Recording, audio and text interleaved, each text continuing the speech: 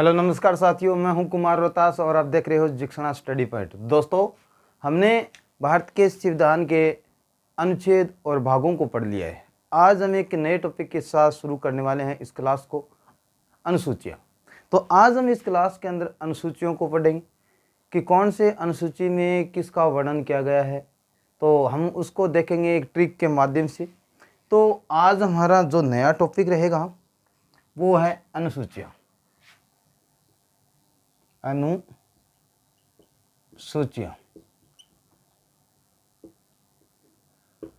अनुसूचियाँ वर्तमान में यानी मूल संविधान था। जब भारत के संविधान का निर्माण किया गया था, भारत के संविधान का निर्माण हुआ था, मूल संविधान के अंदर अनुसूचियों की संख्या कितनी थी? 8 थी। लेकिन वर्तमान में इसकी संख्या कितनी है? 12 है। याद रखना, यानी जब भारत के संविधान का निर्माण हुआ था उस समय मूल संविधान के अंदर अनुसूचियों की संख्या 8 थी, लेकिन आज 12 है। 4 अनुसूचियां संविधान संशोधन के तहत जोड़ी गई। 4 जो सूचियां हैं, 4 सूचियों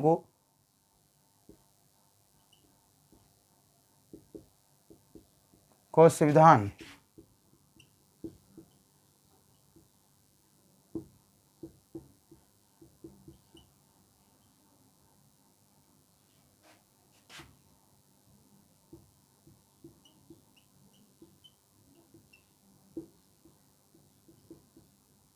गई। याद रखना। तो वर्तमान में कितनी हैं अनुसूचियां? 12। याद रखना, पहले मूल संविधान के अंदर 8 थी, 4 संशोधन की वजह से जोड़ दी गई, और वर्तमान में कितनी हैं? सूचियों की संख्या कितनी है? 12 है। ये आपको याद रखना है। अब इन सूचियों को याद करने की कोई ट्रिक है? जी हाँ, ट्रिक है। सरल सी ट्रिक है कि जब कोई लड़की नई दुल्हन होती है, वो अपने ससुराल जाती है, तो वो ससुराल जाने के बाद वहाँ पर देखती है, क्या देखती है कि घर के जो कार्य है, घर के जितने भी कार्य हैं, चाहे वो कैसा भी कार्य हो, सास से पूछ कर किया जाता है। एक नई लड़की होती है, ससुराल जाती है, वो चाहे वो कोई भी कार्य करे अपनी सासू से पूछती है। तो इसका मतलब है कि सास के अंदर, यानी जो सासरा होता है, उसके अंदर जो राज होते हैं, राज असूल, सास का राज असूल चलता है। भैया कहाँ चलता है? ससुराल के अंदर सास का राज असूल चलता है। इससे हम भारत के मूल संविधान की 8 सूचियों को देखेंगे। कैसे देखेंगे?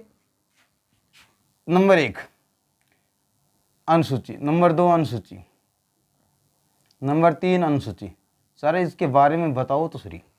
देखो, नंबर 1 अनुसूची के अंदर हम पढ़ेंगे संघ व राज्य के बारे में। ऐसे मतलब संघ व राज्य के बारे में।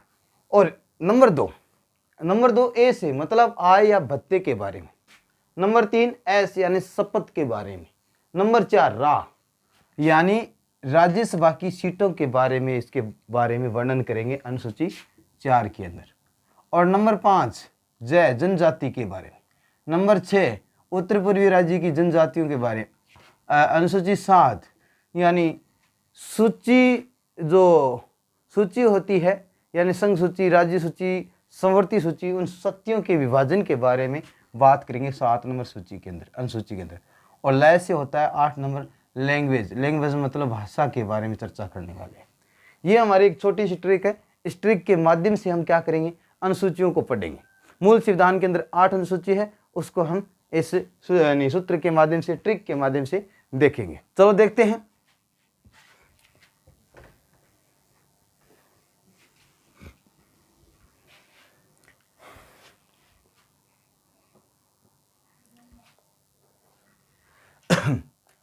एक नंबर अनुसूची,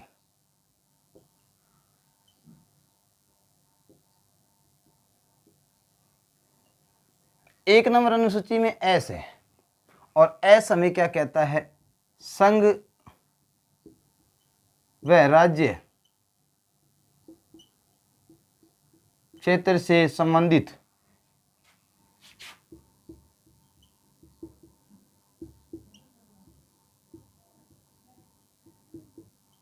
उल्लेख। यानी इस अनुसूची के अंदर हम संघ व राज्य के क्षेत्र के नाम से संबंधित क्षेत्र व संघ व राज्य क्षेत्र के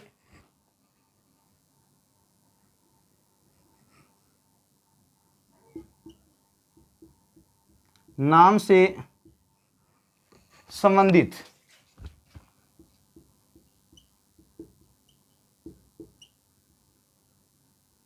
उल्लेख किसी भी राज्य का नाम चेंज करना हो, बदलना हो, या किसी क्षेत्र को बढ़ाना हो या छोटा करना हो, उसका उल्लेख हम अनुसूची नंबर 1 में देखेंगे। संविधान की अनुसूची नंबर 1 के अंदर राज्य के विस्तार के बारे में है, क्षेत्र के बारे में है, राज्य के नाम के बारे में है। जैसे पहले राजस्थान के अंदर यानी राजस्थान को राजस्थान के नाम से जाना जाता था, लेकिन आज हम राजस्थान के नाम से जानते हैं। यानी इस प्रकार का जो नाम चेंज हुआ है वह अनुसूची नंबर 1 में हुआ है। अब मान लो कोई क्षेत्र को बढ़ाना है, किसी क्षेत्र को दूसरे राज्य में मिलाना, या दूसरे राज्य से किसी राजस्थान के अंदर या किसी अन्य राज्य के अंदर हम मिलाते हैं, तो उसका भी वर्णन इसमें किया गया है। राज्य क्षेत्र के परिवर्तन के बारे में जो उल्लेख मिलता है वो अनुसूची नंबर 1 में मिलता है। जैसे हम बात करें, एक क्षेत्र था सुनील टप्पा,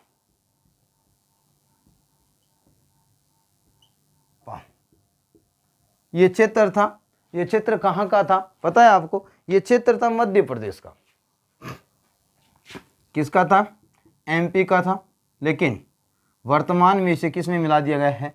राजस्थान में मिला दिया गया है। याद रखना,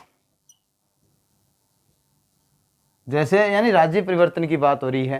क्षेत्र यानी पहले एक क्षेत्र था जो मध्य प्रदेश का था, फिर इसे राजस्थान में मिला दिया गया। इस प्रकार के हमें उल्लेख है या वर्णन मिलता है वो अनुसूची नंबर 1 में मिलता है। जैसे एक और बात करूँ, राजस्थान के अंदर एक क्षेत्र था जिसका नाम था यानी सिरोज क्षेत्र। क्या? सिरोज, ठीक है। सिरोज क्षेत्र था वो राजस्थान का था। किसका था? राजस्थान का था, लेकिन इसे किस में मिला दिया गया? एमपी के अंदर, मध्य प्रदेश के अंदर। किस में मिला दिया गया? मध्य प्रदेश में मिला दिया गया।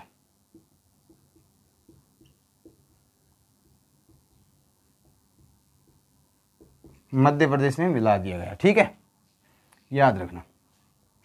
इतनी बात शायद आपके समझ में आ गई होगी। याद रखना, इस अनुसूची के अंदर किसी राज्य का नाम चेंज करना हो या किसी क्षेत्र को परिवर्तन करना हो तो उसका भी उल्लेख इसमें मिलता है। यह भी आपको याद रखना, किसी राज्य का नाम परिवर्तन करना हो या क्षेत्र परिवर्तन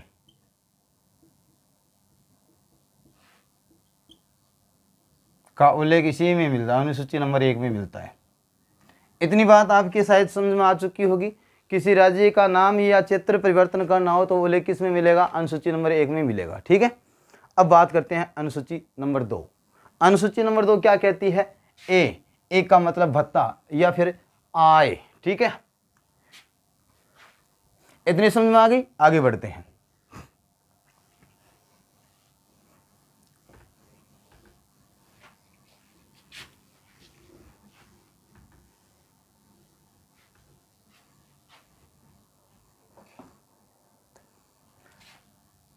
ए,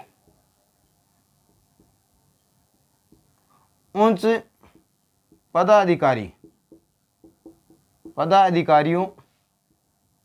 के वेतन या फिर आय का उल्लेख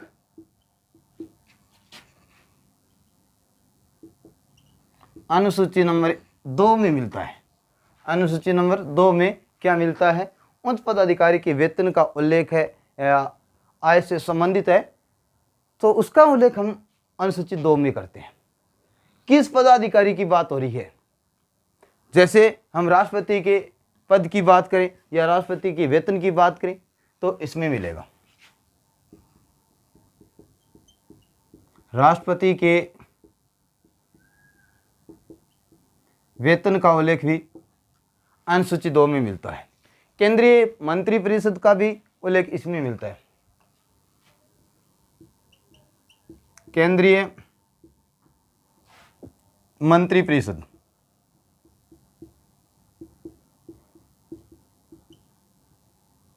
केंद्रीय मंत्रिपरिषद के सदस्यों के वेतन की बात होगी, वो अनुसूची नंबर 1 के अंदर क्या मिलेगा, हमें वर्णन मिलेगा। सभी सांसद हैं, उनका भी वेतन की बात होगी तो वो अनुसूची 2 में मिलेगा। ठीक है, याद रखना ये 2 की बात हो रही है। राष्ट्रपति के वेतन की बात होगी या फिर केंद्रीय मंत्रिपरिषद की बात होगी, या इन सभी सदस्यों की जो वेतन या आय से संबंधित उल्लेख है वो अनुसूची 2 के अंदर मिलता है। सभी सांसदों का भी मिलता है। सभी सांसद के जो आय होता है या वेतन होता है उसका भी उल्लेख हम किस में पढ़ते हैं, नंबर 2, अनुसूची नंबर 2 के अंदर पढ़ते हैं। लोकसभा के अध्यक्ष व उपाध्यक्ष, लोकसभा के अध्यक्ष व उपाध्यक्ष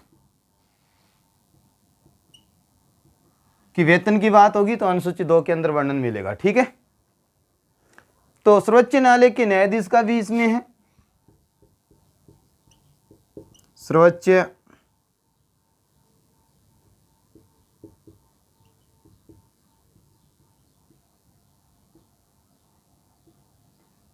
सर्वोच्च न्यायालय के न्यायाधीश के भत्ते की बात करेंगे तो इसमें ही अनुसूची 2 के अंदर इसका वर्णन मिलेगा।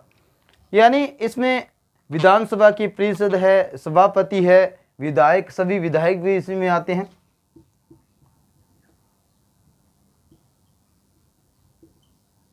इनका भी आय से संबंधित उल्लेख है, यानी कितना इसको भत्ता मिलता है, कितनी उसकी आय होती है, उसका भी वर्णन हम अनुसूची 2 के अंदर वर्णन करते हैं। ठीक है, उच्च न्यायालय से न्यायाधीश का भी हम बात करेंगे। उच्च न्यायालय के न्यायाधीश के उच्च न्यायालय के न्यायाधीश की आय के बारे में बात करेंगे तो अनुसूची 2 में ही इसका वर्णन मिलता है। अब बात करते हैं अनुसूची नंबर 3, शपथ की बात करते हैं। इतनी बात समझ में आ गई होगी। अब आगे बढ़ते हैं अनुसूची 3 के अंदर।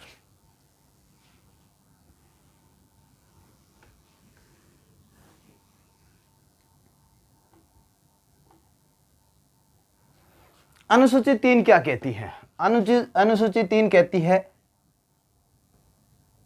एक मिनट, शपथ, उच्च पदाधिकारियों के शपथ की बात होगी। उच्च पदाधिकारियों की शपथ से संबंधित उल्लेख है वो किस में मिलता है? अनुसूची 3 के अंदर मिलता है। उच्च न्यायालय के न्यायाधीश की शपथ का उल्लेख कहाँ मिलता है? अनुसूची 3 के अंदर मिलता है। सभी विधायक की बात करेंगे तो इनकी शपथ का उल्लेख है वो किस में मिलेगा हमें? अनुसूची 3 के अंदर। सभी सांसदों की शपथ की बात करें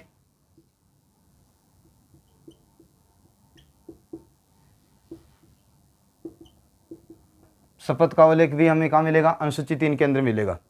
और किसका मिलता है? केंद्रीय मंत्रिपरिषद का भी मिलता है भैया। केंद्रीय मंत्रिपरिषद,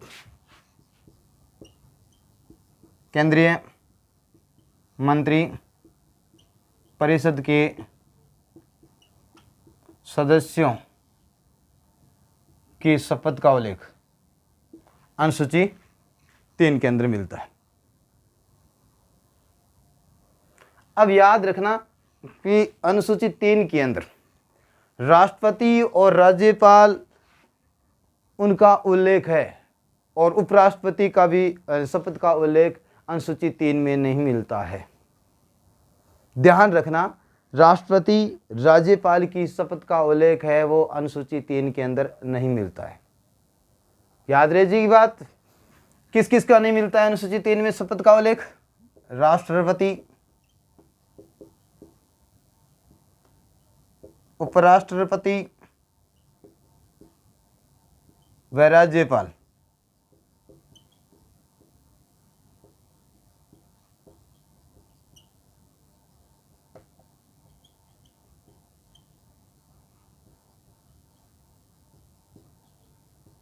नहीं मिलता है।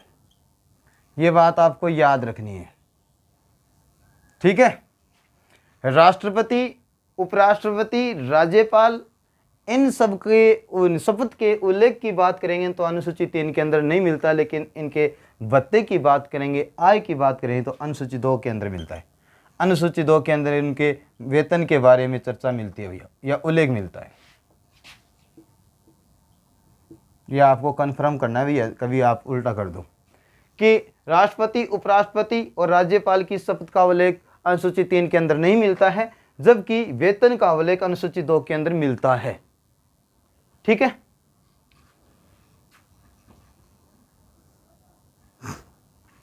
अब इसके विशेष अनुसूची 2 के अंदर और भी विशेष बातें हैं, कुछ ऐसी भी विशेष बात है कि जिसमें कई ऐसे उच्च पदाधिकारी हैं जो 2 वर्ष शपथ ग्रहण करते हैं, उसके बारे में भी चर्चा करेंगे।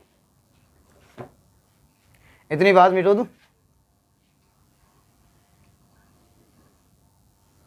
विशेष या आप ऐसे कर सकते हो नोट के अंदर याद रखने के लिए, सांसद और विधायक ऐसे 2 हैं जिनको 2 बार शपथ ग्रहण करनी पड़ती है। ये 2 बार शपथ ग्रहण करते हैं, कौन? विधायक और सांसद।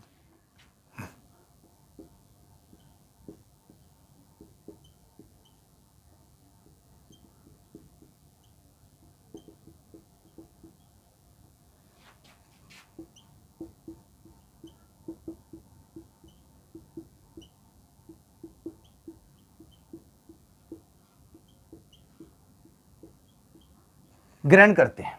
कब कब करते हैं भैया? एक तो करते हैं निर्वाचन क्षेत्र से पूर्व,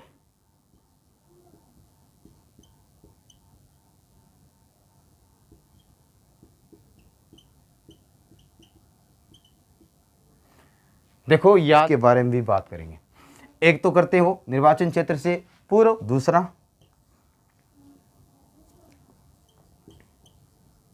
निर्वाचन क्षेत्र के बाद, जब चुनने के बाद भी करते हैं, ठीक है। निर्वाचन के बाद, एक निर्वाचन से पहले और एक निर्वाचन के बाद।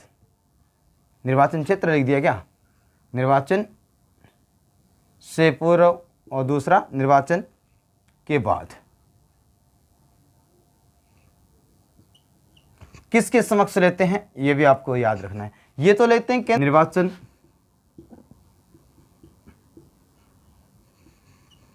आयोग द्वारा निर्धारित व्यक्ति के समक्ष, यानी जब वो चुनाव लड़ने से पहले, निर्वाचन होने से पहले सांसद और विधायक किसके समक्ष शपथ ग्रहण करते हैं, तो याद रखना कि केंद्रीय निर्वाचन आयोग के द्वारा एक व्यक्ति निर्धारित किया जाता है, उसके समक्ष वो क्या करते हैं?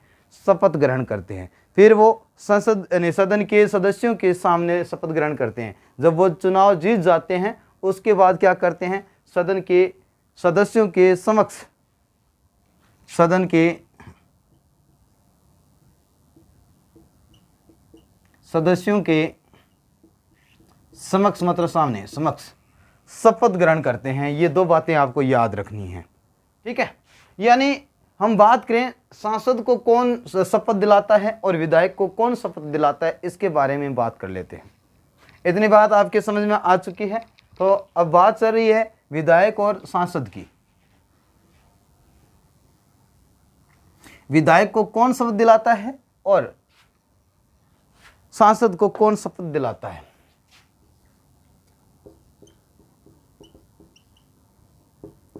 सांसद और दूसरा कौन सा? विधायक। ये 2 व्यक्ति हैं, इनको कौन शपथ दिलाता है? देखिए, सांसद को राष्ट्रपति या राष्ट्रपति द्वारा प्रतिनियुक्त, राष्ट्रपति या राष्ट्रपति द्वारा प्रतिनियुक्त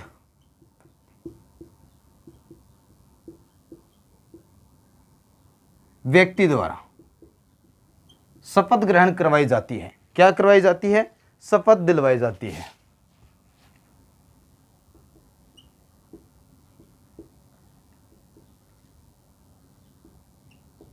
जाती है।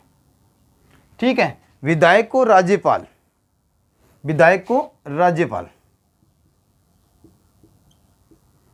राज्यपाल या फिर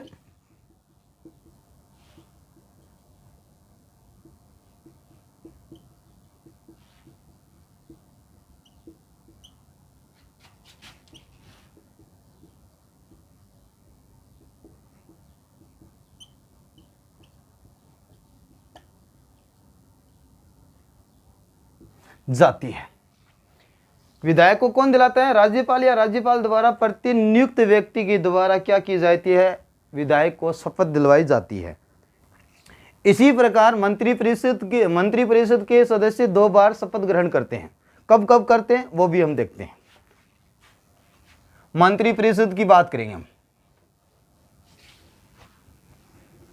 मंत्रिपरिषद के भी 2 बार सदस्य होते हैं, वो 2 बार शपथ ग्रहण करते हैं। मंत्री परिषद के सदस्य भी 2 बार शपथ ग्रहण करते हैं।